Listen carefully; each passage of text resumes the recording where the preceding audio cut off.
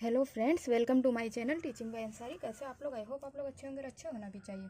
तो यहाँ पे देखिए एक सवाल दिया गया है जो कि कंपाउंड इंटरेस्ट का है, यानी कि चक्रवृद्धि ब्याज।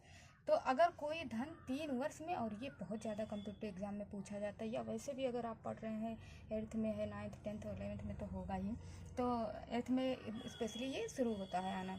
तो अगर कोई धन 3 वर्ष में 2 गुना हो जाता है तो 64 गुना होने में कितना समय लगेगा?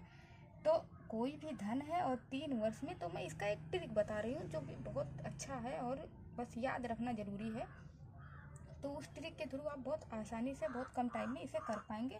और एग्ज़ाम में तो टाइम होता नहीं है, तो ट्रिक को समझना है, लेकिन ये है कि ट्रिक भूलने की संभावना ज़्यादा रहती है, तो रिपीट करना ही एक इसका हल है। तो अगर कोई धन 3 वर्ष में 2 गुना हो जाता है, तो कोई भी धन है और कितने टाइम में? 3 वर्ष में कितना हो जाता है? 2 गुना। यही तो लिखा हुआ है कि 3 वर्ष में 2 गुना हो जाता है, तो 64 गुना होने में कितना समय लगेगा? तो समय हमसे पूछा गया कि कितने टाइम में वो 64 गुना हो जाएगा।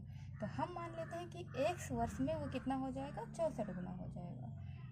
अब ये 64 जो है, क्योंकि यहाँ पे 2 लिखा है, इसीलिए हमें इस फॉर्म में इसको चेंज करना है कि 2 का पावर कोई लग जाए। तो हम इसका सबसे पहले क्या करेंगे? गुणनखंड कर लेंगे। अगर हम चाहें तो 8 अठाई भी 64 होता है ना, तो स्क्वायर के फॉर्म में, लेकिन नहीं, हमें 2 के फॉर्म में ही चेंज करना है। तो हम इसीलिए इसको सबसे पहले गुणनखंड कर लेते हैं। तो सवाल दिया भी जाएगा तो उसी हिसाब से दिया जाएगा, ये नहीं है कि और कोई गिनती दे दिया जाए। हो सकता है कि इस तरह से दे जो इसके फॉर्म में बने।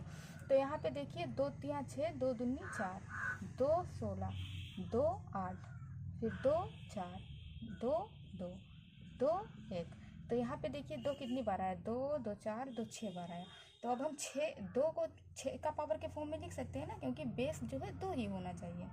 तो यहाँ पे देखिए हम चाहें तो 64 को इस तरह भी लिख सकते हैं, 2 का पावर 6।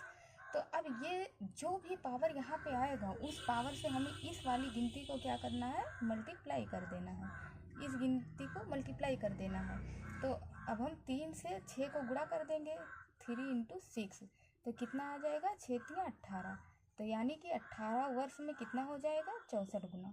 ये इसका करेक्ट आंसर हो जाएगा। तो देखिए मैं एकदम चीर फाड़ के जैसे रफली समझा देती हूँ, ताकि ये ना रहे कि कंफ्यूजिंग लगे। तो अगर आपको ये वीडियो अच्छा लगा होगा तो शेयर करें। Thank you.